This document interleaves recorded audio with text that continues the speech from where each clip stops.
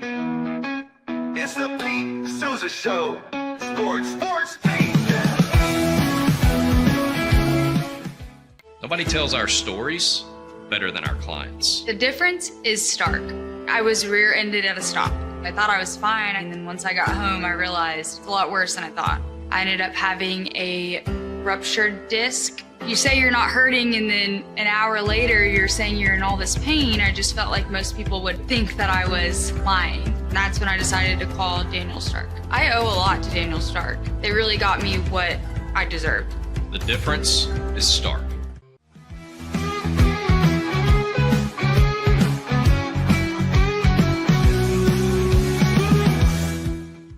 We definitely love our relationship and love Extraco. It's been an amazing experience. They made the PPP process easier. They were reaching out to me saying, what can I do to help you? That made a huge difference because my stress level when we shut down to afterwards was night and day. Our experience with Extraco has been phenomenal since the very beginning, so we love Extraco.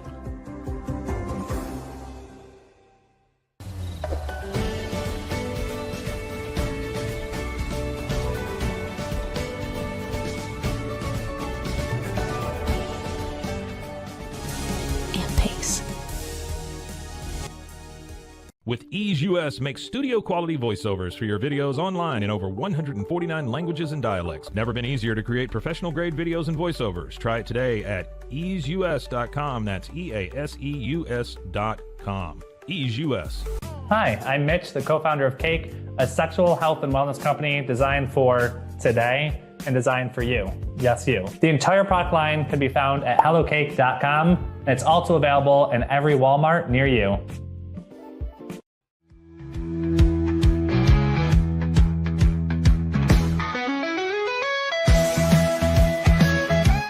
Send money abroad in just a few steps with Remitly. Sign up with your email, enter an amount, choose how your loved ones receive the money, enter your recipient's information, select a payment method, hit send, and relax. Download the Remitly app today.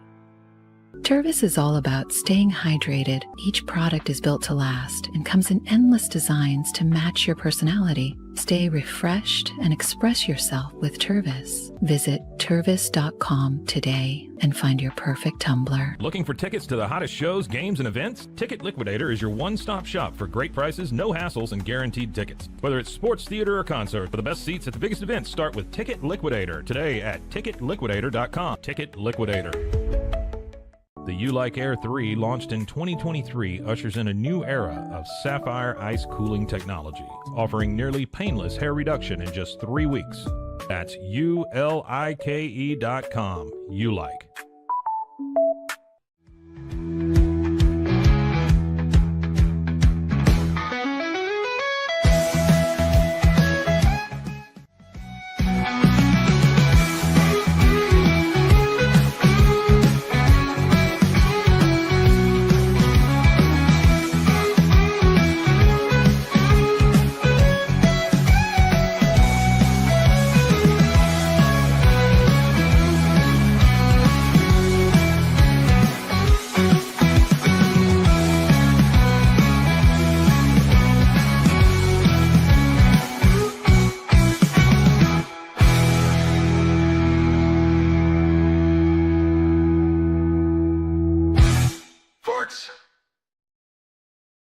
How's everybody doing, huh? It's Monday morning. We doing good? It's Monday at 10 a.m., 11 Eastern. So by now you should have at least thawed out from what I'm sure was a big weekend. A lot going on, a lot of reason to celebrate. Well, for certain people. The fact is it's the holiday season. And like you can kind of get that juice, right? Wherever you go. Scotty B, the Baylor King, early on, chiming in saying Baylor has a new AD. We'll get to that. Well, actually, we have Engel from the Fort Worth Star-Telegram, who's going to join us at 10:30. Wonderful sports writer, columnist there for years. I want to get his thoughts on that too, Scotty B. I had some conversations with people about that over the weekend. For me, it was an uninspiring hire, but maybe I don't know. I don't know enough about the situation truly right now. But to me, it seemed like a hire, and I don't want to get off on a jag, but it was the first comment we got this morning, that hire says to me, like when you hired Mac Rhodes, he was a heavy hitter, right? And I really feel like Mac Rhodes, you hire him to leave your athletics department in a better situation. And honestly, that's one thing he absolutely did. He came from Missouri, right? SEC football. His track record, hired Kelvin Sampson to Houston, whatever. I feel like he was at Arizona for a little bit, but obviously, like he was a great hire. He was elite. And now we'll see, right? I mean, really, we'll see what happens with this. I don't understand the direction that the university wants to go in with this hire, but I know I'll find out, and I'm going to do some research and figure out what it's all about. And we will talk about that a little later in the show. But you got to start with the college football playoff and the fact that we love Slovakics, baby. Come on now. I actually told you guys I got into a wreck. My car is now in West. The guy's the man. Justin called me from the wrecking company. Anyways, it wasn't my fault, obviously. I'm okay. But, like, I'm dealing with some good people in West right now because that's where the accident happened, right on 35. And I'll tell you something. I love Slovakics anytime I'm in West. Now, being honest with you, after I got into a wreck with an 18-wheeler, I wasn't exactly thinking about eating. But when I was on the way back to DFW with my lovely fiance later in the day, I definitely gazed at that Slovakic sign, which still shines bright at night. And I thought, man, I can't wait till the next time I walk in there. So Slovakics, thank you so much. We'll Family Ford, also some amazing people out in West. I got to make a stop by there pretty soon, maybe. maybe we'll be talking about other things than sponsorship deals, right? Socorro Family Ford, those are my people. And thanks to Crawford Austin Properties, Daniel Stark Injury Lawyers, the whole deal. Everybody might be getting in on this act. I didn't plan this, I promise. So the college football playoff comes out, right? For me, my first reaction as someone who is just involved on a very high level with the Big 12, BYU got snubbed. And not only you can live, there's a world where it's like, okay, I understand how they didn't get in. I do. If you want another example of just how much of a class act this school is, Brian Santiago, Kalane Satake, all their players. I mean, of course, the fan base is upset this morning and was upset yesterday afternoon, and rightfully so, because my biggest issue, and this is where the Notre Dame thing, I'm not happy. Oh, I'm happy Notre Dame didn't get in. I didn't think Notre Dame deserved to get into this college football playoff because of the merits of their performance on the field this season. You had two big games early. You lost them both. End of story. On the goddamn football field. Excuse my language. But so that's it. You lost. The rest of your schedule sucked on fire, dude. Awful schedule. Like 43rd, 42nd in the entire country. Your statement win was against Pitt on the road. Woo! Like, give me a break, dude. Like, you're not going to be able to contend or go toe-to-toe with an Alabama whose biggest win was against Georgia. Yeah, they had a bad loss early in the season, but so did you. You had two of them. So the Notre Dame outcry, I again, and I'm not like, I do appreciate Notre Dame, what they bring to college football. They're one of the hallmarks of the sport, right? One of the blue chip, blue blood programs in all of sports, right? But at the end of the day, if you don't qualify, you don't qualify. You flat out weren't good enough. And don't give me that rubbish that, oh, the committee got our hopes up. We were so excited, right? Every week they had us in. Tough shit. You didn't beat Miami on the field. So they got in and you did it. That's it. I am crazy with the Notre Dame stuff. If you want to get into the college football playoff, then beat somebody that's good. Really.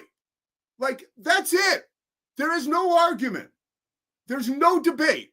And the fact that, honestly, the committee in my mind, sort of slipped up. Yeah, they can fall back on, well, once BYU lost that game, right?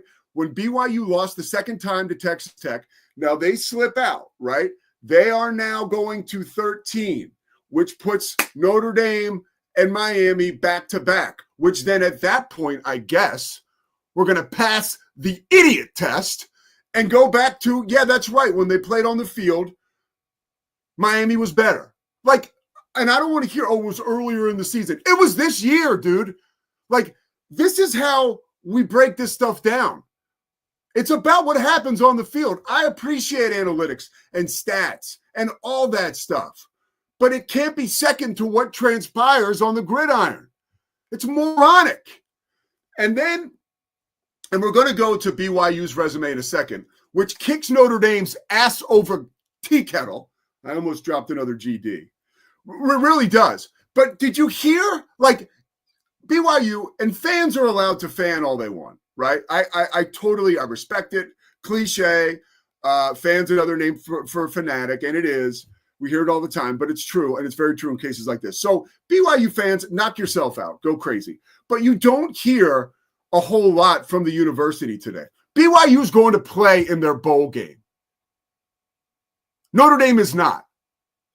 And that's all you need to know about Notre Dame. This program that stands on this mountain, right? So pious, so pious, so pious. You know, touchdown Jesus. We're all about commitment and good people and ba, ba, ba, ba, ba. I can guarantee you, and I know this from having friends who are, you know, again, I didn't invent football. I call a bunch of games. I call a bunch of college basketball games.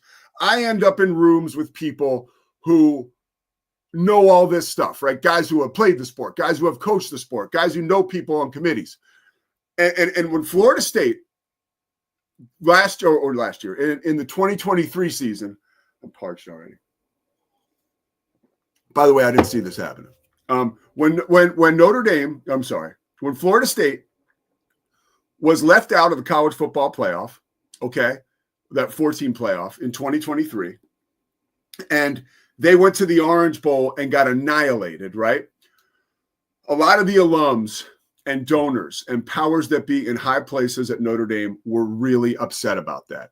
Really upset, pissed at Billy Napier, upset about the fact, like, why would he let that happen, right? Why would he go to that bowl game? Okay. He should have taken a stand. And to me, that logged something in my brain, like, oh, that's interesting. Like, it wasn't about the players at all. And the players all really defected from Florida State. So maybe that is a reason why they shouldn't have played, right? Maybe they knew more as to what was going on at the time, right? Inside the facility, and maybe the powers that be did. Maybe they knew more, whatever. But I know this for a fact. I've talked to powerful people affiliated with that football program who were very pissed that game was played and resented the coaching staff after that, right? And so when you have a situation and an opportunity for Notre Dame to quite possibly do the same thing, right? Go play a bowl game after getting snubbed. And by the way, we're talking two totally different situations. Florida State really had a hill to die on there. Their quarterback got hurt, so they got bounced, right? I mean, we have no idea how they would have done in that tournament or in that playoff, 4 teams, if they had gone and advanced. That loss that's shellacking in the Orange Bowl to Georgia is not indicative of who that team was. So we'll really never know. Notre Dame, totally different story. Your schedule sucks. You lost your 2 big games, and you have a bowl game, an opportunity for your team to play, right? You experience, first of all, another thing that I don't know, like, and being a former college football player, I never played a snap. I got a scholarship. They kept my scholarship. I had a heart problem. I don't want to get that out there. I don't want to pretend like I was out there like Lawrence Taylor. But I was at every game and every practice and worked with the team. Look, there's a picture right there. Okay. You don't believe me? They did march me out for media days, and they told me there was a chance I was going to play my first 2 years, which was tough because they knew I wasn't going to play. That resentment, I'll handle that on my time. These ones we're airing out together. Okay. You have an opportunity for like 15, 20 more practices as a team together.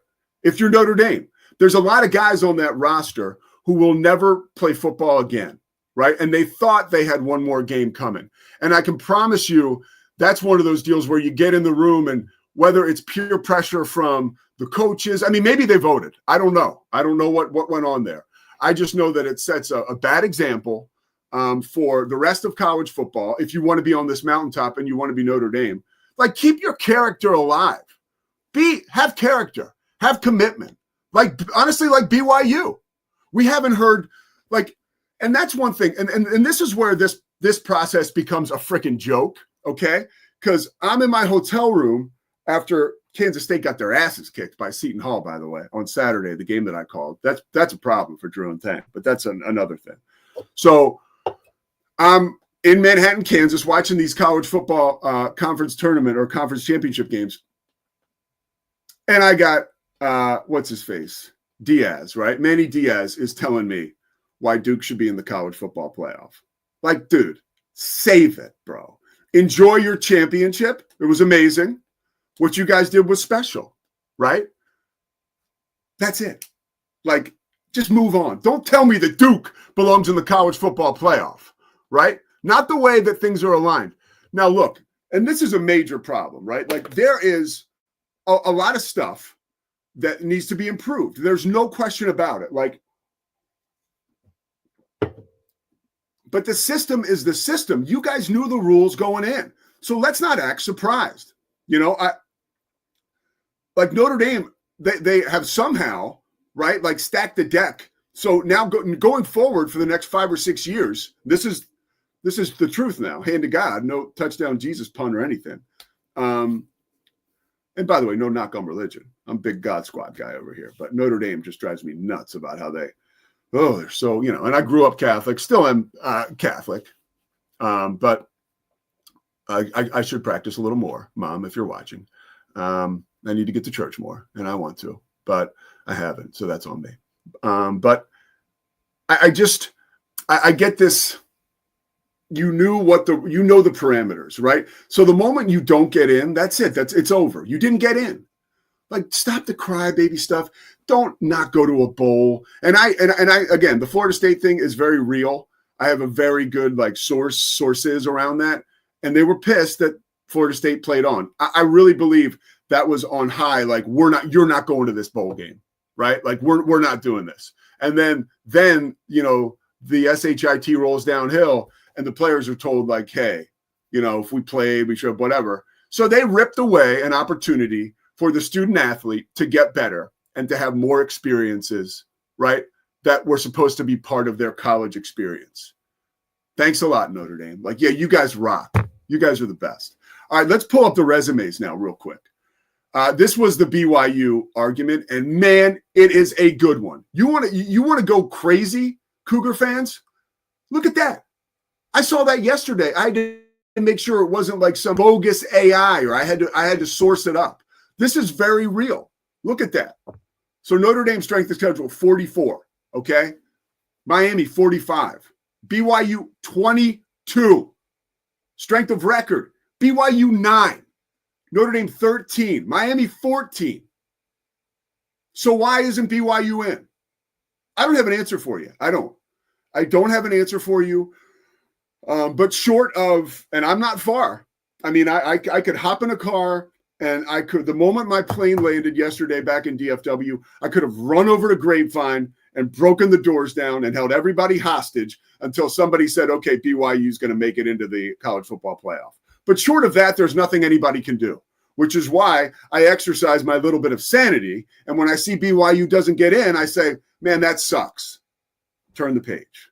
What bowl game are they going to be in? Right? I mean, the crying and the politicking and all that stuff feels way too much like politics, which is why when I see guys who I respect, like Manny Diaz, pounding his chest saying, we deserve to be in the college football playoff, and I know he doesn't, right? Like, tough shit, dude. You're not in. Like, don't tell me that the sky is purple, right? It's blue, Manny. Right? And so a lot of that, even like after Sark, even after they won, when Sark beat A&M, you know, like he's saying like this is a team. And I get that to a degree, but at some point it's like, put down the sword, dude. Go do your job. Like, stop blowing smoke up our rear ends. Like, it's enough already. Like, good for Kalane Sitake, truthfully, and Brian Santiago. Like, I just don't know what good comes from all of the hand wringing. I just don't know. Like, control what you can control. Go back out there and kick ass next year and win the two. Like, dude, the Notre Dame thing is really mind numbing. And it shows that, like, okay, here's a great example. I finished watching the Puff Daddy drama. It felt like, by the way, that story is like, I can't even believe it. So Netflix, right? The documentary series. This guy, Puff Daddy, was, I mean, you want to talk about completely off the reservation for like probably the last 4 or 5 years of his life before he went to jail, ultimately prison, right? And he was surrounded by all these guys who were like, yeah, Puff, get him. Tell him, Puff, you're getting screwed. And he is like not in a good mental state. He's sick on alcohol and drugs and whatever else he's believing. And there's nobody around him being like, yo, Puff, like, you need to chill. Like, this ain't going well for you. You know, like, I mean, yes men everywhere. Like, I feel like that's the same thing that goes on in some of these bubbles, right? Some of these echo chambers around college football. It's like the same issues we have with people in society who find their group online, right? Whether it's a group of, you know, who knows? I don't even want to say like some dark term, but like you get what I'm saying. And they all go over there, right? And they all talk to one another and they get all riled up, right? And they're just talking to one another. And then they go out into the rest of the world like rabid, bloodthirsty dogs on a mission to nowhere. And that's what we're seeing now this morning with Notre Dame. All right, so the tournament as it stands. Whew, I'm riled up. Okay. And we're going to talk about TV too. We got Mac Rhodes. We don't have Mac Rhodes. I can promise you that. We got Mac Engel coming up here at 10:30. Okay. But you see the matchups. Okay. Alabama, Oklahoma. Now that's a Friday night game. This Friday, 8 Eastern, so 7 Central our time. You know, I love the broadcasters. Chris Fowler, Kirk Herbstreit, Holly Rowe, and Laura Rutledge on the call for that one. Oklahoma, I'm really happy to see them in. Alabama, I'm happy to see them in because I bet that they would get in before the season. Or maybe I didn't. The second game on the slate this weekend will be, and this one's the best in my opinion, the one I'm most excited to watch because it's one that these teams have not played each other, something I know nothing about. They do both have one common opponent, Notre Dame, and they both beat the shit out of them. So how about that, Notre Dame? Maybe that's a little strong in the wording, but you lost to both teams, okay? You lost. A loss on the field. You don't get in. You don't get in for losing your 2 biggest games. So Miami and Texas A&M, it's going to be a great one. Sean McDonough, Greg McElroy, Molly McGrath, and Taylor McGregor, rising star. I'm cool with that. And then 3:30. This is Tulane, Ole Miss. This is my biggest gripe. And I know you can't do this, and I know there's not as much wiggle room because we talk about the fact that it's in the NCAA tournament, right? You'll see Patino squaring off with Cal, right? Like we saw St. John's in Arkansas, second round this year in the tournament. That was so much fun. I don't know that they have like I said, like the wiggle room, the leeway to really figure out the matchups, right? But I hate this rematch.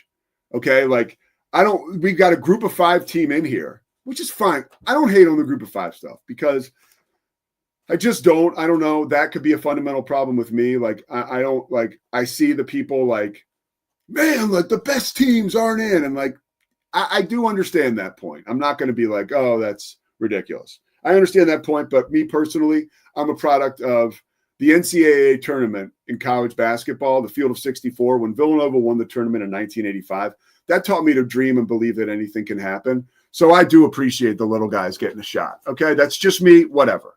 But I don't like seeing the little guys have to tee up another ball game where they might get the break speed off them once again. Tulane and Ole Miss, we saw that earlier this season. Now, maybe does that give Tulane an advantage? You're going up against a kind of different type of Ole Miss team. Joe Tess is on the call there. Jesse Palmer, friend of the show, Katie George, who joined us last week. Thank you, Chris Visser. And Quint Kesnich. They'll be on the call for that one. Then rounding out the first round, James Madison at Oregon. That's an interesting game, by the way. I have an issue. I have East Coast bias, right? Big Ten bias and SEC bias. I lack respect for a lot of the West Coast teams. I think they're garbage, actually. So I always feel like Oregon is I feel like Oregon's waiting to get beat. I really do. I just do. Oregon's biggest wins to me, and I'm not going to be right here. So hang in with me, right? This is you're in Pete's universe where he's kind of out of his mind. The wins I remember for Oregon over the past 2-3 years are when they beat Colorado, when they're playing for clicks, we're playing for wins, and when they beat Penn State this year. Both those teams turned out that they sucked, right? And I understand there's excitement in Oregon and all that, but I'm not bought in. So if there was an upset I would pick or a team I would pick to cover in this first round, it would be JMU. By the way, who I picked to get in the tournament before we started this whole thing this year. And on the call in that game will be Bob Wischusen, Lewis Reddick, Chris Budden, and Stormy Bonatani. Now, one thing I'll say, those last two games that I told you, the late games on Saturday, those are the ones that ESPN have sublicensed out. So it's all ESPN broadcasters, but those games will be on TNT, True TV, and HBO Max, which is cool. They did an amazing job with those games this year. I don't know how much. I don't even know if they'll have any hands-on ability to change the look of that broadcast. If the folks who really enhanced some of those HBO Big 12 broadcasts this year, but they did an amazing job. So it'll be cool to see how that happens. All right, plenty more to come on college football. We're going to have more of a thoughtful voice. I consider myself a very thoughtful person when it comes to college football and sports, but today I'm just riled up, and I'm speaking to you guys from the heart. This whole thing is so screwy and broken, but I do think we love it. There's something underneath it all that why is this still happening in 2025? About to be 2026. I've been dealing with this headache since I was a little kid, right? Banging the drum for Villanova to get that 8 seed or 9 seed that was available, or 10 seed that we thought we could get, right? And getting left at the altar some years, and then some years getting in, and crying a river if we didn't get in. It works. Look, this is entertainment, man. Like it or not. And we are entertained. We might be pissed, but we're entertained. And I'm not saying this is this big machine beyond us that there's all kinds of conspiracies and stuff. Some people would tell you there definitely are. It's a flawed system, but somehow we love it. And somehow it keeps being flawed all the time. You think there's something to that? Maybe. Mac Engel with us, a thoughtful voice, like I said, from the Fort Worth Star Telegram. Coming back, we're presented by Slovacics. Scotty Swingler in the home studio holding it down. Chris Visser making it happen in Orlando. We'll be back after this.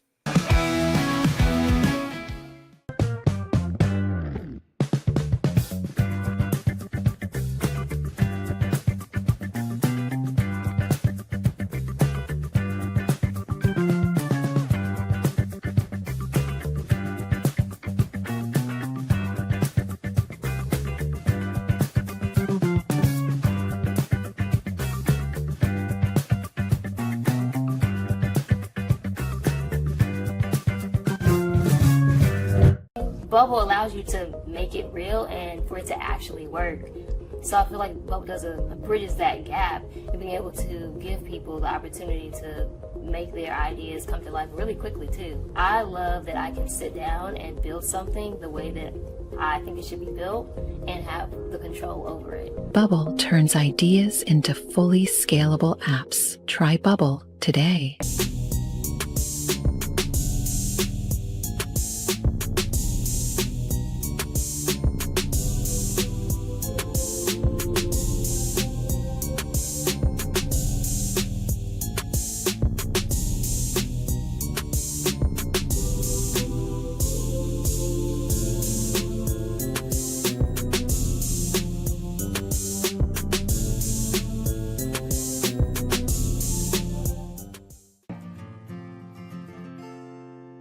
Hi, I'm Jo from Face Theory. You're going to want to have a specific goal for your skincare routine. What do you want to achieve? Active ingredients are really strong, and if you're using too many at once, your skin can get overwhelmed. Don't overspend on products. Choose products that have scientific research behind them. At Face Theory, if you're not happy with a product, just say so, just give us a shout and we'll give you your money back, no problem.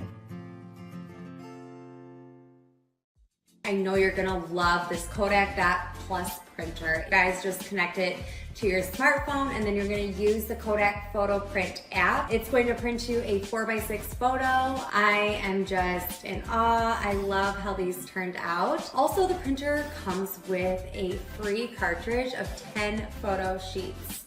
I can assure you, you are going to love this printer as much as my family has. You guys have to check it out for yourself. Streamline event and appointment booking with Amelia's sleek, modern, and fully customizable booking forms. Tailor the colors, fonts, and design to match your brand and seamlessly integrate with your WordPress website. Whether it's for events or appointments, Amelia makes booking simple, stylish, and perfectly aligned with your business. Enhance your booking experience today at WPAmelia.com. That's WPAMELIA.com. Amelia. When you learn a language with Babbel, you start a journey that takes you further and further. Anytime and anywhere you wish. It's easy and fun. Broadens your horizons and keeps your brain fit. A journey into new thoughts, new cultures, new adventures. So what are you waiting for? Start your journey with Babbel now. Go to babbel.com or download the app. BadCreditLoans.com is a pioneering service provider that has carved a reputation in the financial industry for its dedication to helping individuals with bad credit secure loans. By making timely repayments, borrowers can gradually repair their credit history, thereby increasing their chances of securing better loan terms in the future. BadCreditLoans.com serves as a beacon of hope for those with bad credit. Simple, fast, and reliable loan application process.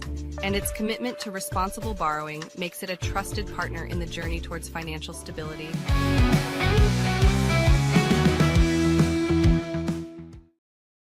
All right, it is the Pete Sousa Show, and we welcomed in esteemed writer, columnist for the Fort Worth Star-Telegram. Been at it for a very long time. Mac Engel, what's happening, dude? Not a lot, Pete. Thank you very much for having me on. I really appreciate it. How are you this morning? I'm hanging. You know, a little like, it's funny. I thought I was a totally normal person until I started this thing up, and I actually started to like talk about this whole college football playoff experience. And then my true feelings start to shine through. It does make me appreciate that I have a platform. I'm really frustrated with Notre Dame fans and Notre Dame not going to the bowl, although there's a shred of me that tries to understand. I think BYU got jobbed. I think, but I expected that, which is weird, so it didn't surprise me. You had a great point. You tweeted a day or two ago, you know, the college football playoff, I guess it was yesterday, since it's expanded to 12 teams, 3 group of 5 teams, 2 Big 12 teams.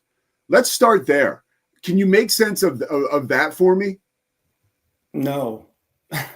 It's such a slap in the face. It is such a slap in the face at the whole Power 4, we're better than you idea, right? We sit here and say Power 4, and then we think about the whole idea that there's going to be a super conference and all this other stuff. That line has already been drawn, right? We've already seen it. And really, as you and I both know, this is not a playoff. This is a big SEC 10 invitational. That's what I was thinking the same thing. Yeah. That's what it is. And then you have this massive independent that is unlike anything else in Notre Dame, sort of sitting above all of it, getting to play God or not. And then you have however many teams are in the Big 12 now, 16, sitting there saying how great they are, but the playoff selection committee says, yeah, no, you're not. You get 2 teams in 2 years.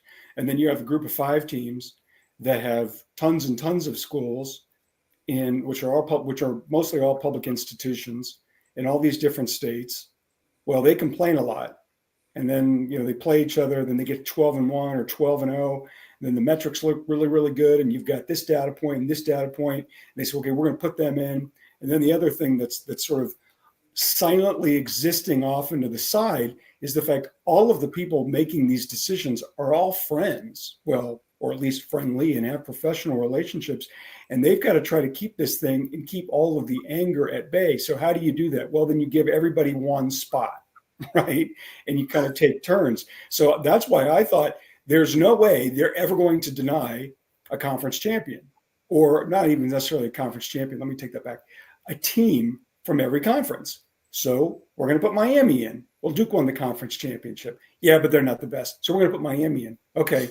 Now you got a group of 5. We got all these group of 5 teams. Okay, then they get it. They get a spot. Well, they got this really impressive resume too. Okay, well, they'll get 2 spots. Well, what about the Big 12? Well, clearly Texas Tech's better than everybody else. So they're going to get 1 spot. Well, BYU, yeah, but they lost twice to the same team. So how really good can can that conference be? And by doing that, everybody just gets a taste, right, of the cake. Well, most people, well, everybody in the Big 10, they get fat and happy, as well as the SEC. So you have this massive mess that everybody keeps saying, oh, it's dying, it's unsustainable, it's broken. No, it's not true. It's not true. It's making money hand over fist. Gambling now is out of the closet. That's driving an enormous part of it.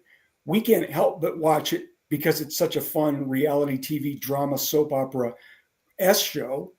And it's just flawed. That's it. It's just flawed. But I keep watching it. It drives me crazy. Yeah. And this is where we are. And whatever change that they're going to make, and they'll make some other modification to it, it'll be the same thing. So they're going to go to 16 teams, right? They will. And then 17 and 18 will complain and whine, oh, this is an affront to society. This does a disservice. And it'll just keep going and going. And they keep changing it and tweaking it. But the most important thing I have learned is that those in charge, they protect their bottom line. That's the priority. And as long as that happens, none of this is going to stop. When you look at I was looking up, I'm familiar with the committee, but not terribly familiar. So yesterday, I called it up and I looked and saw, okay, everybody that's in that room and on that committee. Right. And this white guy thing. Dude. And I'm not like that guy, but that jumped off the page at me. I mean, it's like, I was like, because I looked at all the headshots, I was like, well, that's interesting, that lends itself to. Wasn't there one that stood out? Yeah, the one minority was a female. Right. It's I'm like wow. Worst. It's like a South Park episode, right? So that definitely grabbed me.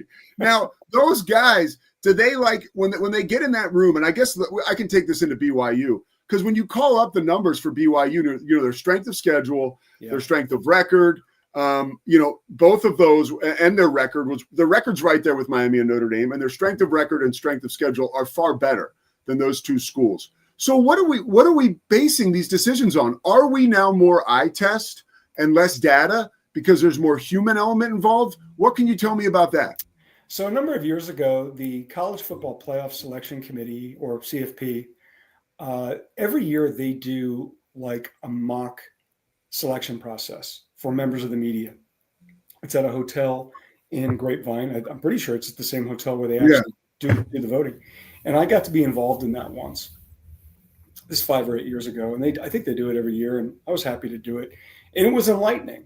So you put in 12 of us who go through a mock selection process. And it was based on the prior year's results.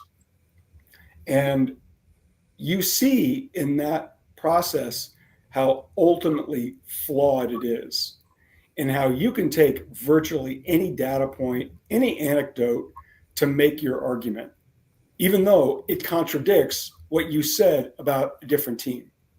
So you can't really win. And at the end of it, the human element trumps all of it, which is, well, it's Ohio State. Yeah. So you got to put them in. And so that's why when I saw what I saw yesterday with BYU getting the shaft, it wasn't just that BYU got the shaft. And I don't know if you noticed this, but they lost at 2:00. Game was over at 1:00 effectively, probably by noon. But by 5:00, they weren't even part of the conversation. Did you notice that? Yes, and that was one of the most frustrating because Kalani Sitake said after the game, "Just show us on the graphic." He didn't even get that. Like they really weren't a part of that picture. Nope. Once the day continued to matriculate. Yes. And so now you've just the human element and whoever's running the ESPN, Chiron system or whatever, the graphic system says, who do we need up there? Well, we don't have enough room for BYU. It's too many letters. So we're not going to put them on the screen. And it's Miami and a handful of group fives. And I thought BYU totally got the shaft. And the thing that's frustrating to me as someone who likes the Big 12, because it's a really entertaining league. I'm not fooling myself. The Big 12 is not as good as the SEC. I know that. Yeah. But I would say this. If we're going to tether success now with teams that can really raise a lot of money, I'm sorry, you better start talking about BYU. That university has a lot of money. And ask Penn State, right? So this idea, I mean, we saw what Texas Tech has done with Cody Campbell as, clearly, probably the single most influential donor this side of Phil Knight. And obviously Phil's not doing for Oregon what he had done 20 years ago. But I think you've got to really look at what BYU has done and their ability to raise money. Look what they did for their basketball program. So if we're going to sit there and look what everybody's sitting there saying, well, look at Vanderbilt. How did Vanderbilt do it? Well, because they could pay guys now. How did Duke get that quarterback? Well, you can pay guys now. Well, BYU can do that. And if that's a metric, which it was for Texas Tech, which it was for Vanderbilt, then you better apply that to BYU too. Because to me, monetarily speaking, they are at the top of the Big 12 and they can compete financially with just about any, with most big state schools. Maybe not Texas, maybe not Ohio State or Michigan or Penn State, but they're in that conversation. And the part that frustrated me was, wait a minute, this is all about money. That school's got more money than I can count, and you're not even acknowledging them. That's a major flaw. Another flaw that I feel is upon us, and you touched on it with the human element. This is one part reality show and one part real life. I mean, the games get played on the field. Yeah. I was so compelled, or I found it so compelling that, Notre Dame is banging the drum about getting in over Miami when they lost to them on the field, and to me, it's like, and the committee, maybe you could say, is responsible for leading them on or whatever, getting their hopes up. But, during the season when there was, I guess BYU was between Miami and Notre Dame for a little bit, then BYU leaves. And so now they're back to back. So then you have to look at the on the field results. But did you find that surprising how we are now less and less of a factor is the head-to-head matchup? That is the one thing that blows my mind wide open, Mac. Yeah, because the first year, this was in my backyard. This point really hit my backyard because I live in Fort Worth, not too far from TCU. In 2014, when going into the final ranking of the first ever college football playoff selection process, TCU, I think, was like third. And then they go out and they absolutely destroy, and that TCU team was good. They go out and they absolutely destroy Iowa State by like 50 points. And then the final ranking comes, and TCU is not in the top four. And then I think they were behind Baylor because TCU, or maybe they were ahead of Baylor, I can't remember. But the point is, that TCU team was really good. I mean, they had a lot of dudes on that team. That Baylor team was really good. Well, Baylor had defeated TCU back, and I think in October of that year in an epic game. It was like 63-56 or something. I can't remember what it was, but it was one of these crazy games, and it was a hell of a lot of fun. But Baylor won that game, and that part of the conversation never came up. It was like, well, TCU got screwed, and it did because of where the rankings were. But no one ever really wanted, outside of Waco, Texas, no one wanted to factor in the fact, well, Baylor beat TCU. You guys both finished with one loss. So wait a minute. How does this math? Well, it doesn't. And that's part of the flaw of this selection process that drives me crazy. I wouldn't have had any problem had Notre Dame been put in. If you go look at Notre Dame's schedule, they barely lost to Miami on the road, a good Miami team. They lost by a point in the final minute to a very good Texas A&M team. They run the table, beat Pitt. It's pretty good. USC is pretty good.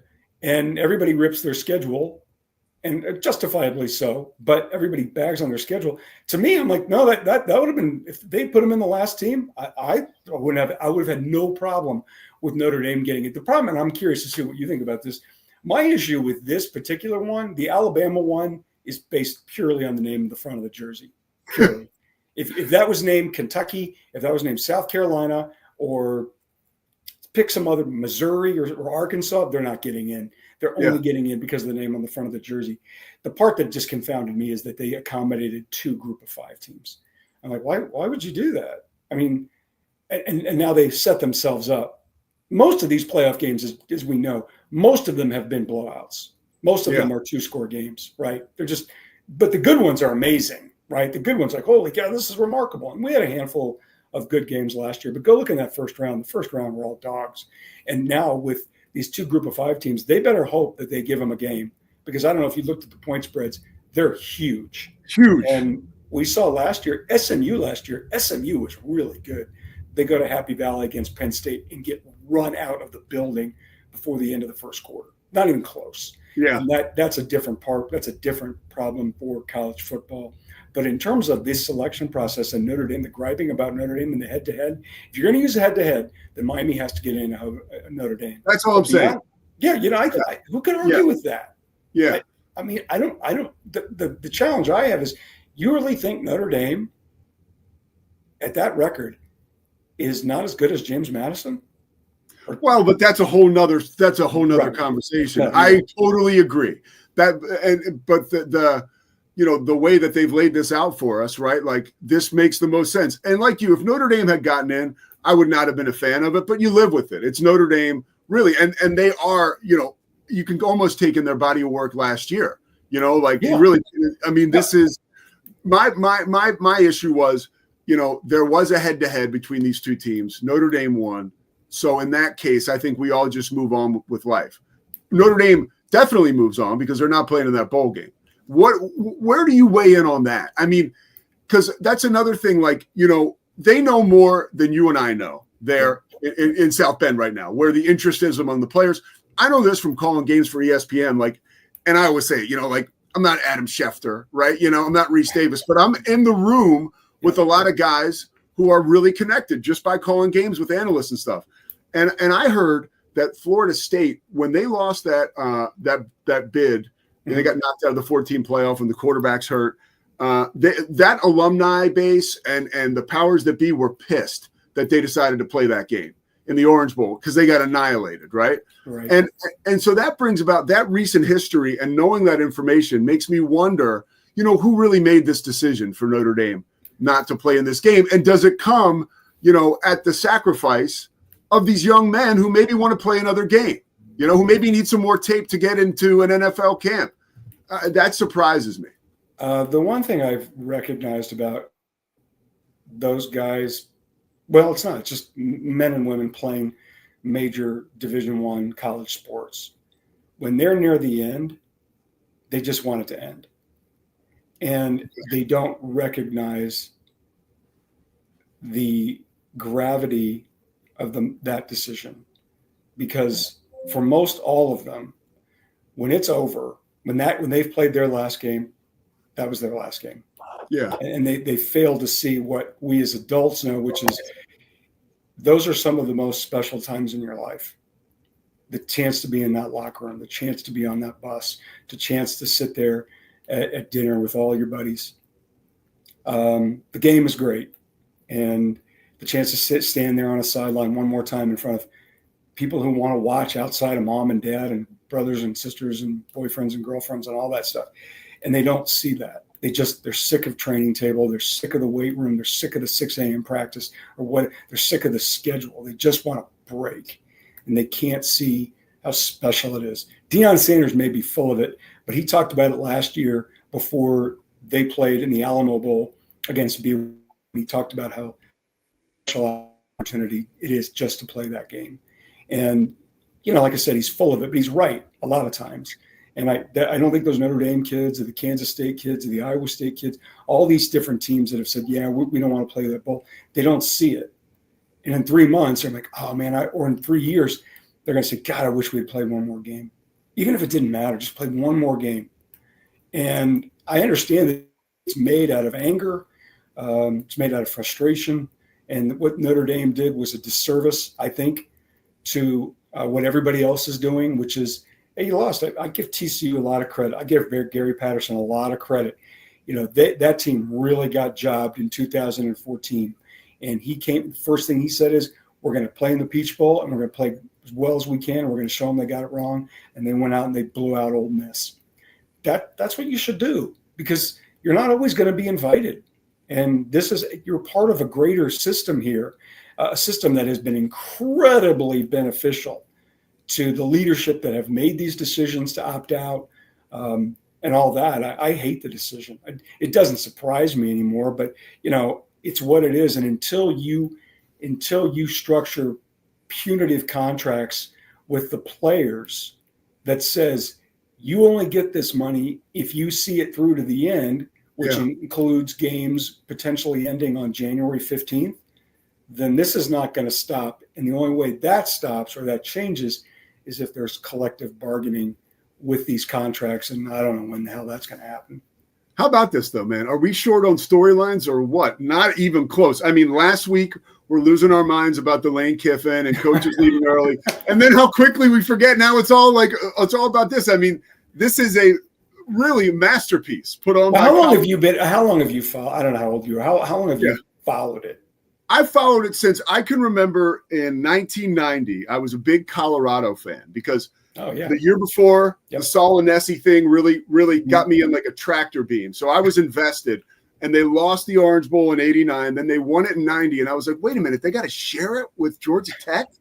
And I was like, somebody make – and now, Mac, that's the best thing. That one is such below the radar. You talk to anybody from Georgia Tech or Colorado in 1990, it's like, we won the national championship. Like there is no sharing. So good for them. I guess it worked out. But that was the moment I was really, as a younger man, like, man, this is screwed up. Yeah. So I've been at it for a while. So if that's one of your launch points into the sport, and I think for me, because I grew up in Indiana, for me it was more, Notre Dame was the good team. And so I liked the good team that was 2.5 hours up the road. I had no idea at the time that South Bend, Indiana, really wasn't in Indiana.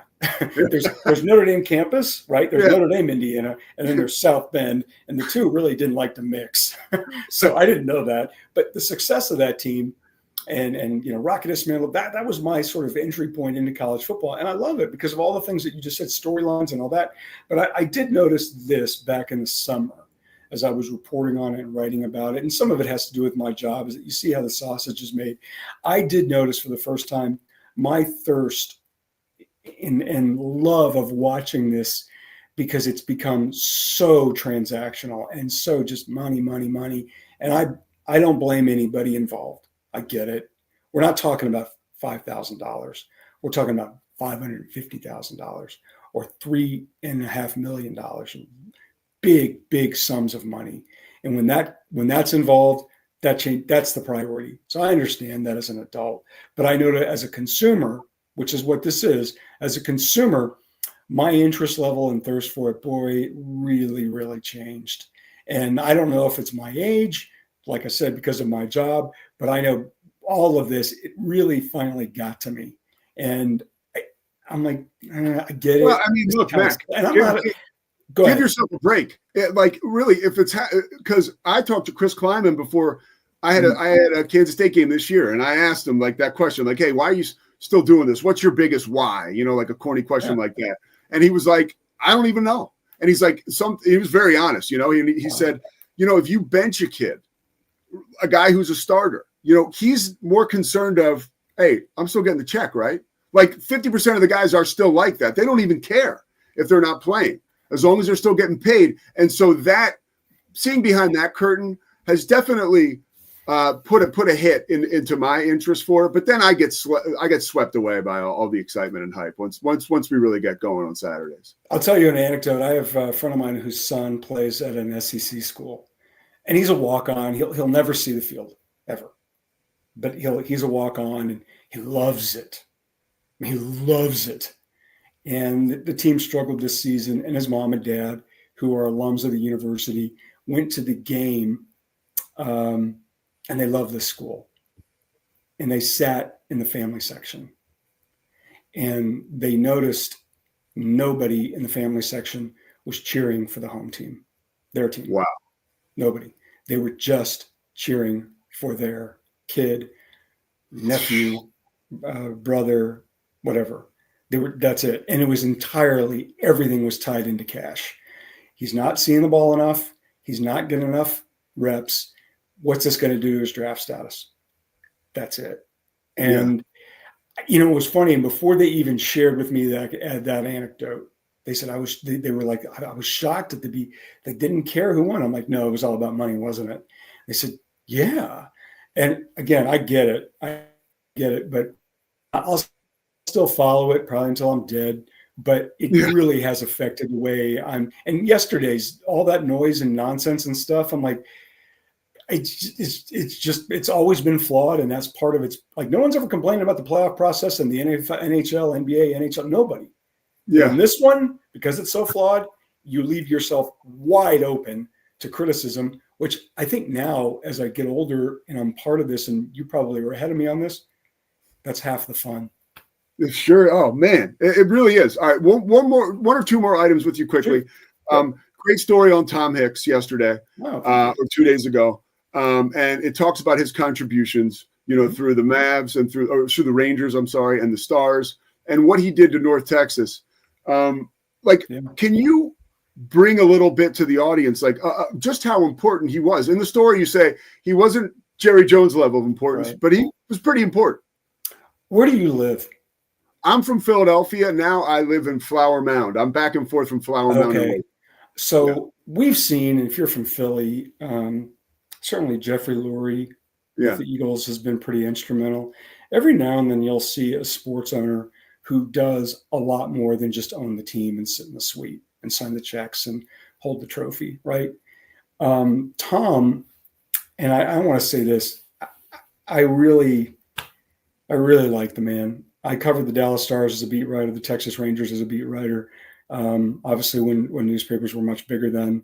So I was on the road a lot, and he was great to me. He was so good to me. He was such a nice man. And in fact, he actually— That's a huge deal. When the owner is that's a huge deal. When the owner is taking time to talk to a beat writer, a young guy that's— And then not only that, it was such a great— he would ask me, I remember he would call me and he would say, "What do you think?" And I'll never forget that. I'll never forget that when he asked me, "What do you think?" Well, that an owner would ask me what I thought. And that when I got older, I realized he understood. I was in the locker room all the time. I was on road trips. I was staying in the team hotels. I was hearing things that I would be honest with him really about. Cool. Oh, it was great. He actually offered me a job. He offered me a job working for the Rangers, and he was great. And the thing what job? What job was it? Like PR, writing for the team, broadcast? No, this was like in 2007, and you can appreciate this. By that point, I had realized the time commitment involved in Major League Baseball. That's a lifestyle, right?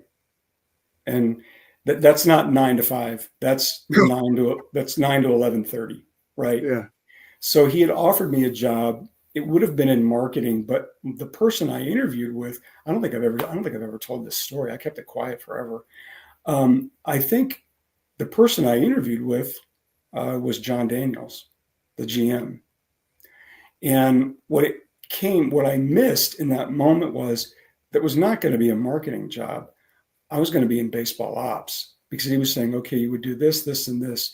And there were responsibilities that all had to do with baseball operations, like personnel things. And wow, you didn't take it. Well, I didn't. And I'm really glad I didn't.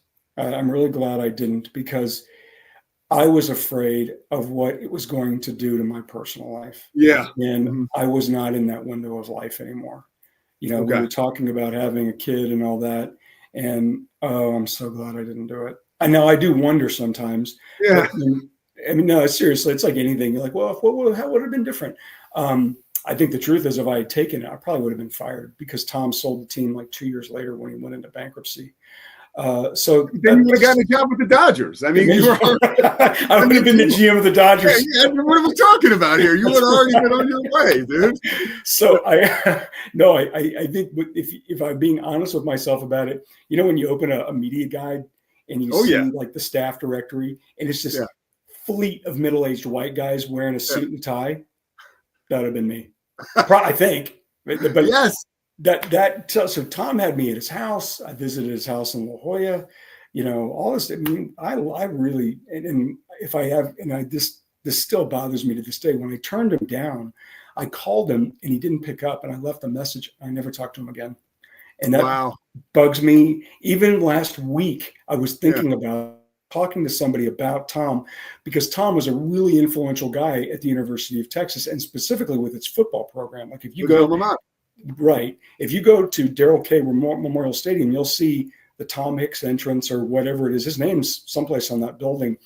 And I never did talk to him again. And I always kick myself that I didn't handle it as well as I could, because I was very grateful. And it wasn't just that. I mean, he transformed Dallas. And he was one of those involved owners. But he wasn't like Jerry, who made the decision. He's like, what are we doing here? We need to do this. He was the one who wanted to go out and get A-Rod. He was the one who made that happen. And remember, that was an enormous deal, the fact that the Texas Rangers signed Alex Rodriguez. Well, you know what, Matt?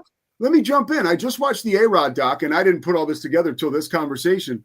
When A-Rod mentions, Tom Hicks came to him and said, hey, things have changed for us money-wise. Like, we kind of need to trade you. Yeah. Like, if you want to stay, you can stay, and we'll figure it out. But we got to trade you. I mean, that's pretty awesome. Like for an owner that's almost be like, look, we'll figure out a way to keep you here, because I'm sure he made all kinds of promises when he brought him to town. And I would say this now.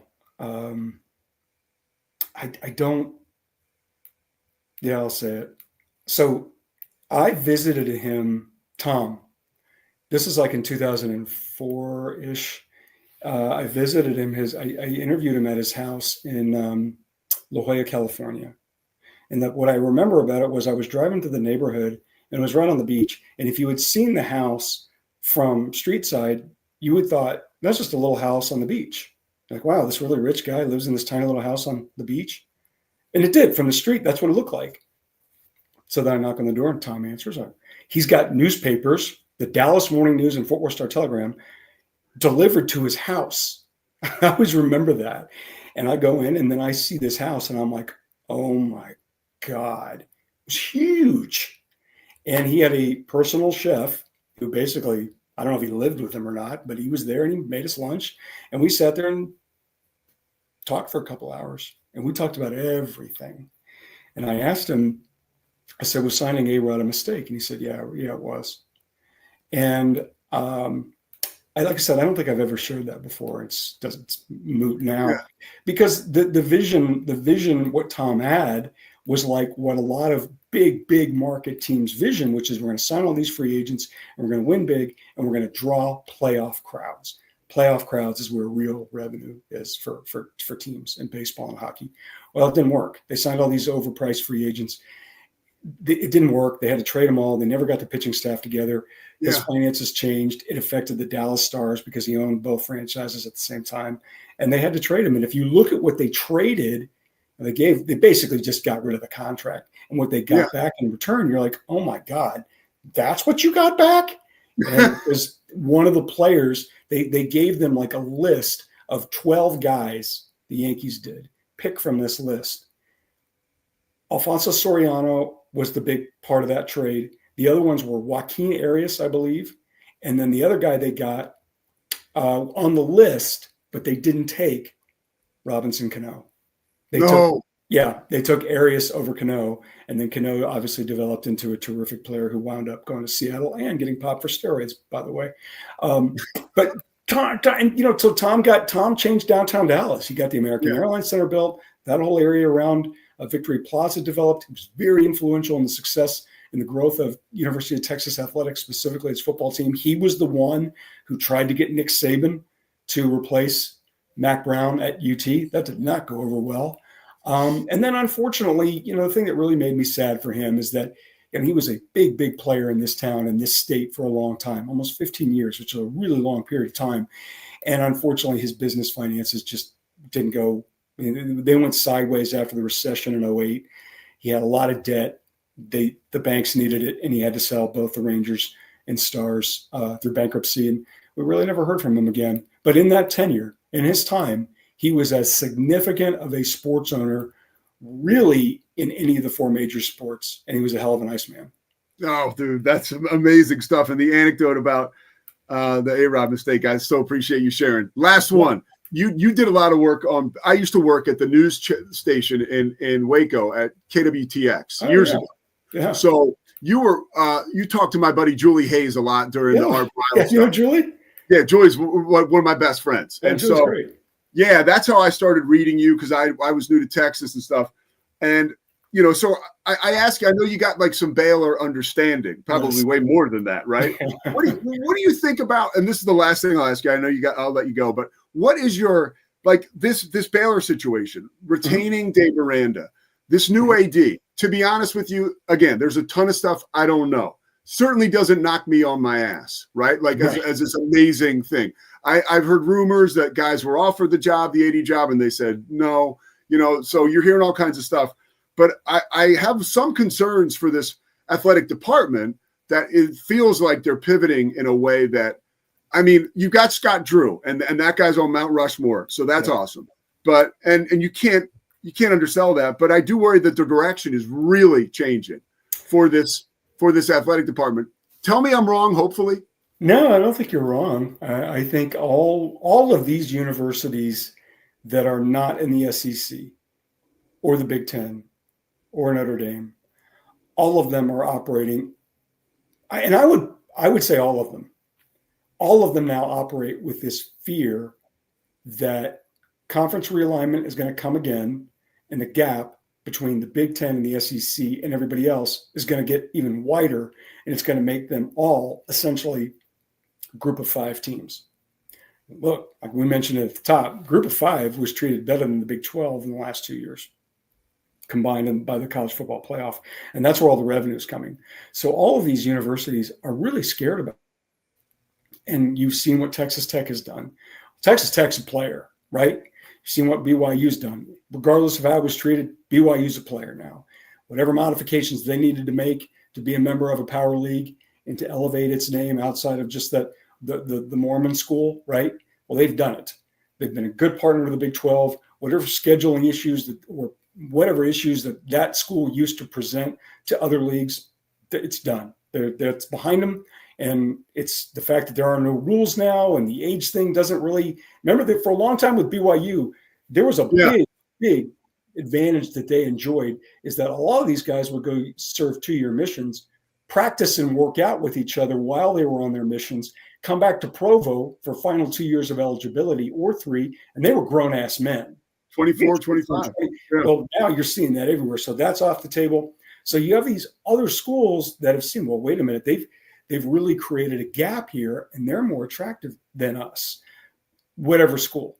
So I think if you're Baylor, which for a while there was really good, had really good seasons, they won a national title in men's basketball, and everybody forgets that. They've been very competitive in women's basketball under Kim Mulkey, who's now at LSU. They've spent a ton of money on athletics and facilities. The campus has grown. It's become an extremely attractive school for Californians who want to come and who can't get into the state schools in California. So they've got all these things going for them, but are they really relevant right now? What do you think?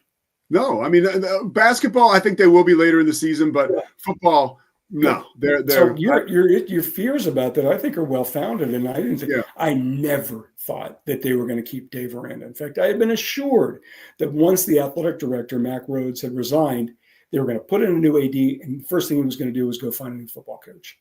Yeah. Well, it didn't happen. The president said, no, we're going to stick with Dave Aranda, nicest guy in the world, very good coach. They have not won. Okay, so they were going to stick with him. They did. Then they hired an AD. A guy who had been there before, knows the Waco community like the back of his hand, worked for Chip and Joanna. Yeah. Right? Now he comes in to take over for Mac Rhodes, who had a great 10-year run as AD. And Mac unfortunately resigns because of personal situations. I hear rumors. I don't know what it is. Yeah. But in terms of a school, I mean, they are right now the poster child for the school that is in a bad way as college athletics and really football evolves here in the next 5 to 7 years, because you say, okay, what are we? we can't be this bad and then continue on with the path we're on, because that's just going to keep us further and further down.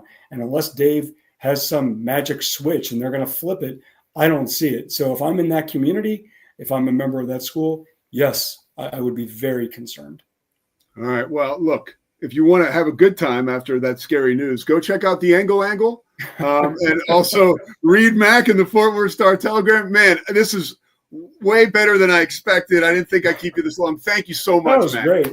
How low were your expectations? Were you just like, we'll have this? Well, I think of a guy like you coming. I'm like, Mac's probably got a million things going. No, you were so engaged. You were so cool. I appreciate you being so generous with your time and energy. For real. Thank you. I'll mention it. I appreciate you, and I'm flattered for you taking the time to have me on. Thank you very much. Call me anytime. I'm easily accessible, so anytime.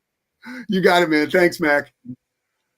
There he goes. Man, that was awesome. Guy that I've been reading for a very long time. Hey, they say don't meet your heroes. Come on now. Yeah, Mac was the man. That was a lot of fun. All right, we're going to come back a little bit more on the college football playoff.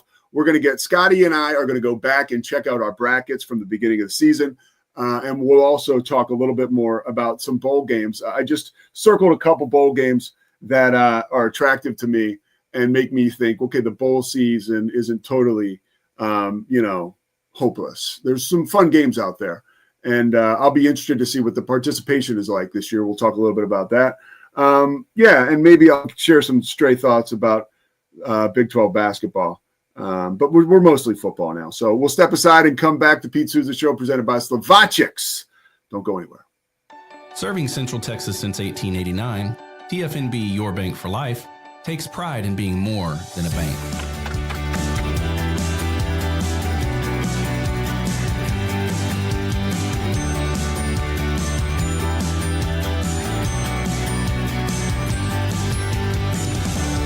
TFNB, we remain committed to these principles.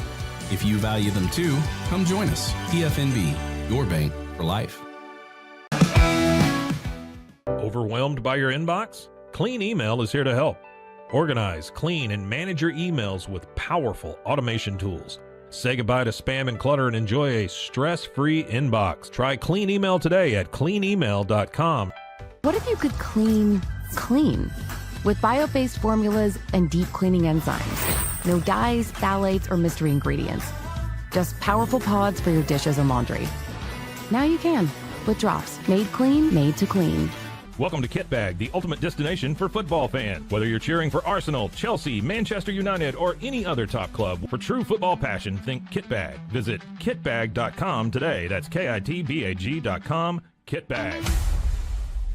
It's the Restore Clarity Focus Patch, my little secret weapon for staying sharp, focused, and on task. Each box comes with simple instructions inside, so you always know exactly how to apply it. Each patch lasts for 3 days. I love that I can wear it all day. Samsonite is the world leader in durable, high-quality luggage and travel accessories. Travel with Samsonite and pack confidence every step of the way. Shop now at shop.samsonite.com. Samsonite. At Tusane's, we understand that maintaining a healthy lifestyle can be challenging, especially in today's fast-paced world. That's why our mission is to make fitness accessible to everyone, anywhere. Visit Tusanes.com today and start your journey to better health. That's TOUSAINS.com.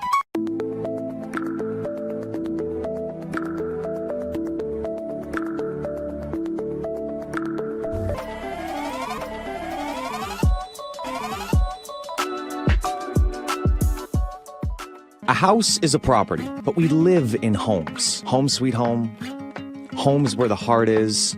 We aim to deliver the best home buying and selling experience so you can spend less time real estating and more time living. Unlock a world of convenience with Mullybox, your one-stop solution for personalized subscription boxes delivered right to your door. Each box is tailored to your tastes. Mullybox.com. That's MULLYBOX.com. Better sleep, inspired by nature. Your back, hips, and shoulders will fall into perfect alignment in any position, meaning that you get deeper, more comfortable rest. Visit ecoterrabeds.com. It's the Pete Sousa Show. Sports, Pete. Welcome to Market XLS, your all-in-one Excel solution for investors. Designed as an enterprise-grade platform, Market XLS caters to investment managers, secure and efficient investment management and research. Book your free demo. Everybody at Equalife really has a passion and a real interest in helping people feel well. How much further can we go to get you feeling even better? It is a complete partnership between the two of us.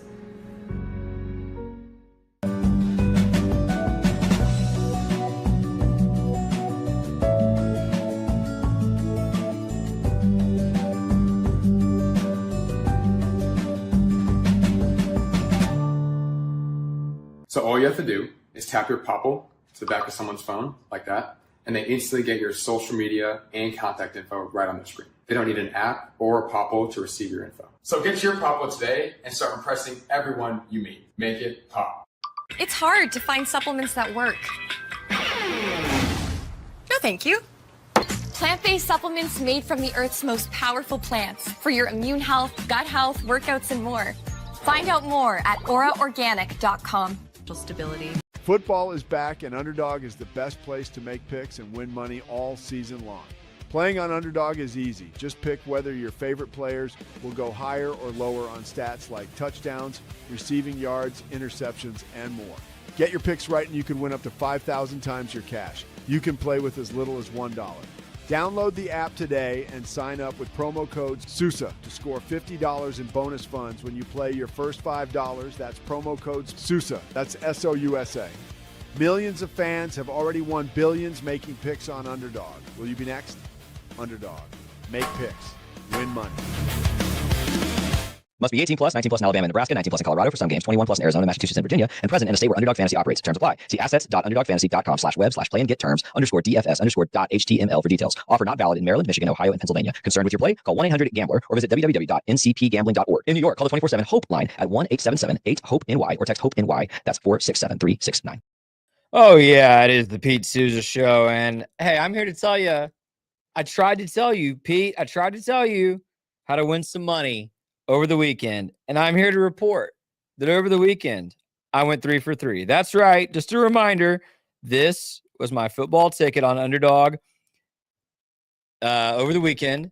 LJ Martin. Well, the Cougars got their butts handed to them, but LJ Martin had a touchdown. I told you. Josh Allen had a rushing touchdown. Roman Hemby, I barely got that one correct. He finished with 52 rushing yards, and I took higher than 51.5. Can you imagine how tense I was over that? But I did win my money over the weekend on Underdog by making those 3 picks. If you want to join us and try to make picks and win money for yourself, you can use that promo code Sousa, and you'll get $50 of bonus cash with your first $5 deposit. That's 10x your money just to play Underdog with us throughout the college football playoff. Pete, my Underdog record hasn't been perfect, but I got it this weekend, baby. Way to go. I mean, that's pretty good. When you hit it like that, that's pretty good. And hope Scotty had a great weekend. Okay, let's bring Scotty back up now. Not so fast, partner. As we put a bow on this thing today, I want to see put up our bracket so we can see how we fared, you and I. Oh gosh, that's right. Yeah. So before the season began, we did make playoff predictions. We filled out an entire bracket. Pete, when I throw these up, I'll just let you know. This reminds us and our audience just how little we really know about some of these teams preseason. And even guys like you and I would say we're pretty well informed. We're kind of living, breathing this stuff, but you really don't know who these teams are going to be preseason. We both went 5 for 12. 5 for 12. On teams that made it into the playoffs. So here's what it looks like. Let's do yours first. Here was your preseason bracket. So you, props to you, that number 12 seed, JMU, Pete Sousa.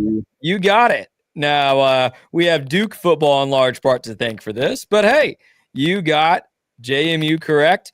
Georgia, Texas Tech, and Oregon, and Ohio State as well were the teams you got correct. Pete missed here on Texas, Penn State, Clemson, Baylor, LSU, Nebraska, and Notre Dame. That is what you predicted preseason. Let's see yours. Okay, here was mine. I also got Oregon, Georgia, and Ohio State. So you and I, those were 3 we shared that we got right. Now, if you look at that top right corner, I got Indiana and Alabama correct as well. So those were the 5 I got. And I also missed on Clemson, Texas, Notre Dame, and Penn State, whom you also had and missed. And then the 2 kind of swings that I took where I missed were Georgia Tech and Navy. Now, I was feeling really good about that Georgia Tech pick about 2/3 into the season, and then they kind of collapsed there late in the season and missed the ACC opportunity there. But Pete, really, Clemson, Texas, and Penn State, and Notre Dame. Notre Dame was like right on the bubble, so we were close on that. But Clemson, Texas, and Penn State, and especially Clemson and Penn State, and Baylor, I guess you and I both picked Baylor of all things, fell way, way, way short of our preseason expectations here. Look, don't get upset, but your mic is crackling.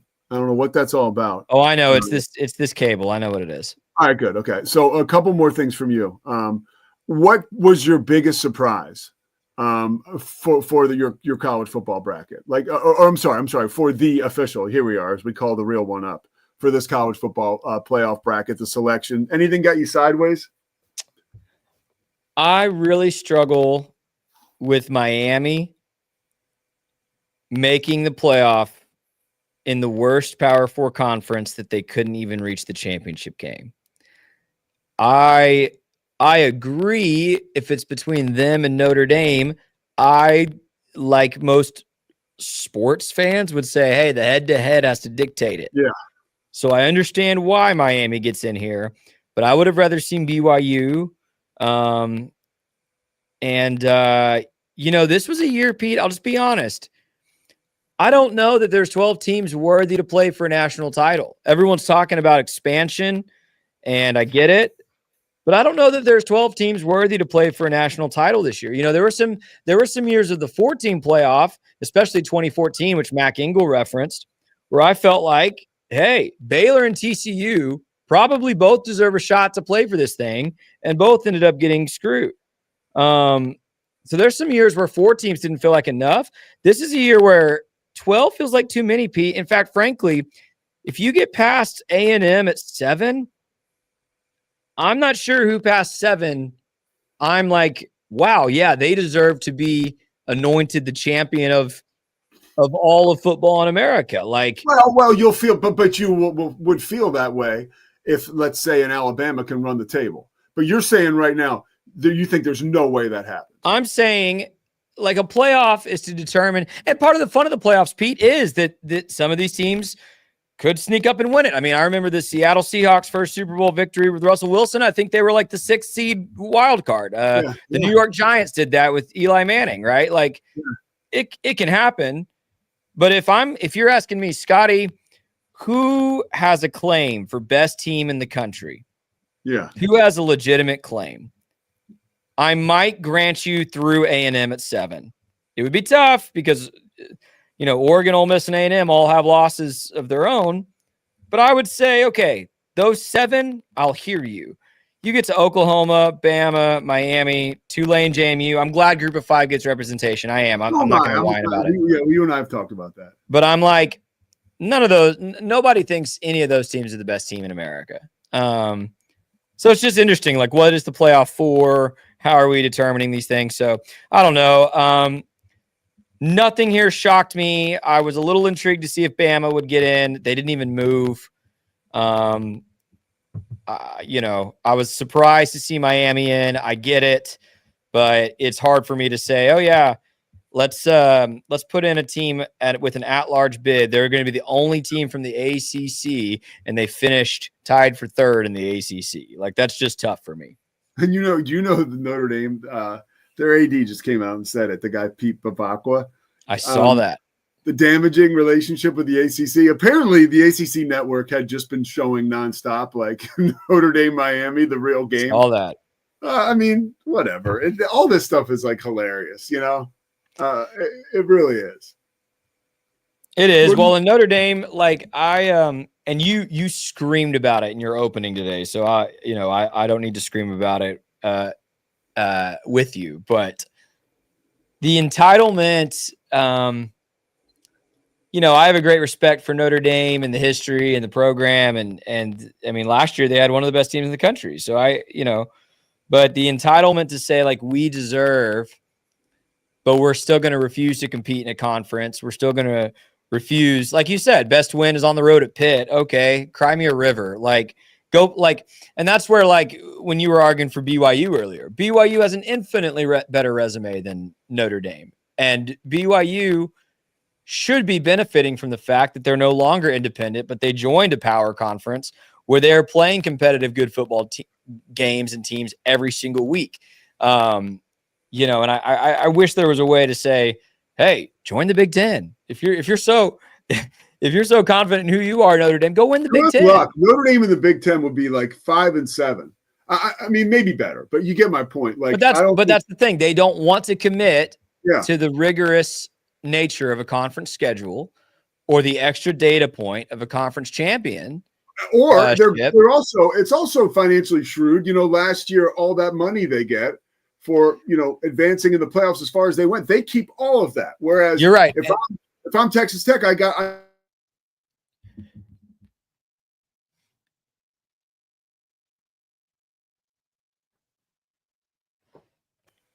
you lose me? No, I'm back. I did lose you, but I think you're back. Okay. No, you're right. There's plenty of reasons for Notre Dame to stay independent. I'm not questioning the university leadership making that choice, but then you don't get to you get to take the pros with the cons. You get to take the good with the bad, and the bad is you're lacking an extra data point. Your schedule is not as rigorous, and I don't like the entitlement, Pete. I don't like the entitlement. Like you were not.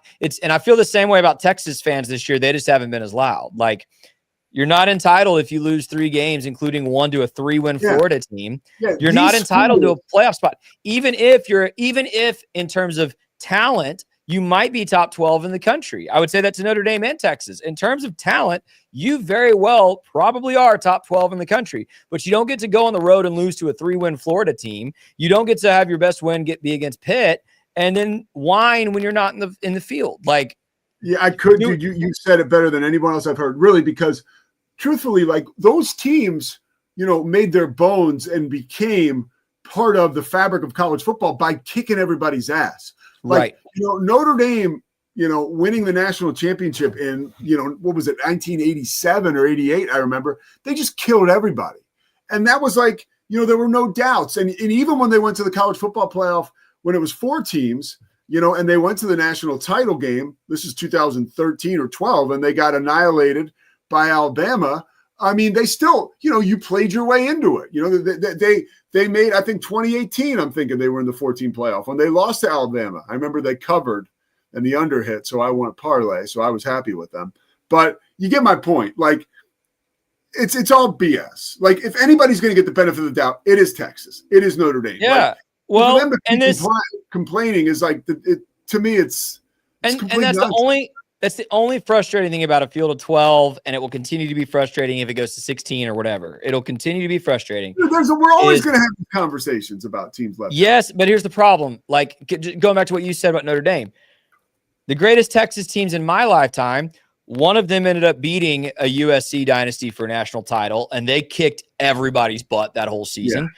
Then just a few years later, they missed an opportunity to play for a national championship because they dropped a game on the road to Texas Tech. You remember that epic Michael Crabtree play on the sideline, right? And I believe, if I'm remembering correctly, it was Oklahoma who ended up kind of getting elevated over Texas in this weird kind of 3-way tiebreaker deal. And Texas, and maybe I'm misremembering because I was in high school, but I don't feel like I heard nearly as much about, Texas got screwed. It was like, dang, tackle Michael Crabtree and you're in. Like push Michael Crabtree out of bounds and you are in the national championship. And there's no one to blame but yourself. When you start to open up this whole big thing, it's why, dude, 68 teams get invited to the NCAA tournament basketball, right? I mean, there are 69 and 70 losing their mind. We had it last year with West Virginia, like not getting in over North Carolina. It's the same stuff. It always happens. And honestly, subconsciously we love it. But So, it's just a reminder. Hey, if you're Texas or Notre Dame, and I would say this to freaking, if it was Baylor that had finished second in the Big 12 and been left out, I'd be mad. But I'd look at all of them and say, you know who was not sweating their Big 10 championship the other day? Indiana, because they were going to. Or Ohio State, frankly, because they were going to walk into this thing no matter what, because they kicked everybody's butt on their schedule all season long. I think that's one of the reasons that BYU has gone away respectfully, is because they knew if we beat Texas Tech, we're in. They could have played their way in. So I do think they could have done it both times. If they win one of those 2 games, they're in. Yeah. So I think that they do kind of, it sucks. You lost to the 4th team in the country twice and you're not getting in. They belong in. But I do believe they can look themselves in the mirror and be like, we had a shot, and we didn't take advantage. All right, we're going to wrap up today's show. We'll get into some of the bowl games tomorrow. We've got plenty more. Exciting week ahead. And, I unleashed it this morning. No apologies either, but I've never been that, I don't know. I didn't see that side of me coming. Anyways, I'm happy I was able to get therapeutic with you guys because we all need it. I appreciate everybody that watches the show. I love Slovacics. I got a busy rest of the day as far as I got to figure out what the hell I'm going to do with the rest of my life without a car. And honestly, I'm so grateful that I'm okay. If you guys didn't hear, I got into an accident Thursday. It was bad. Everybody's okay, but the car, it involved an 18-wheeler. My car is somewhere in West. I have to get it. I don't know what I'm doing. So we'll begin on that journey now. But there's all kinds of stuff in place to help me with that. So I'm grateful. And honestly, man, I am so happy that I'm okay. People have it so much worse. And, we should all find gratitude somehow today, right? Let's go. Let's be grateful.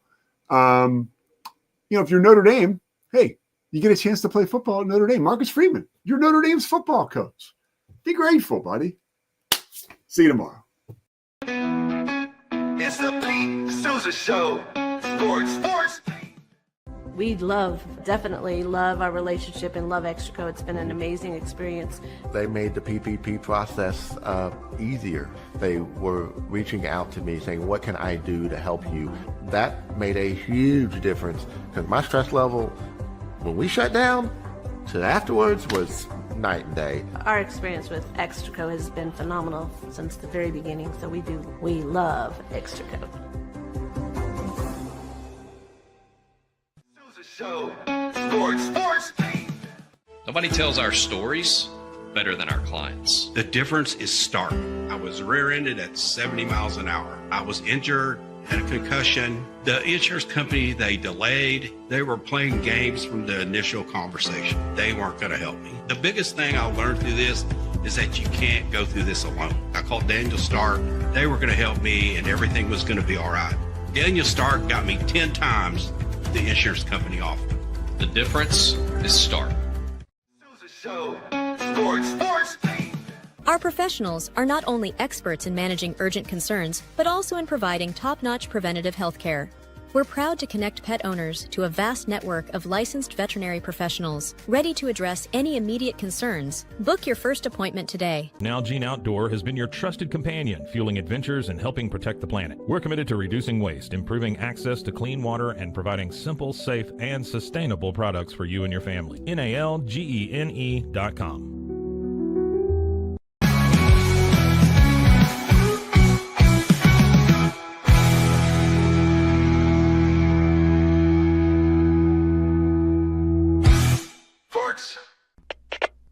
We are Rogue Media Sports.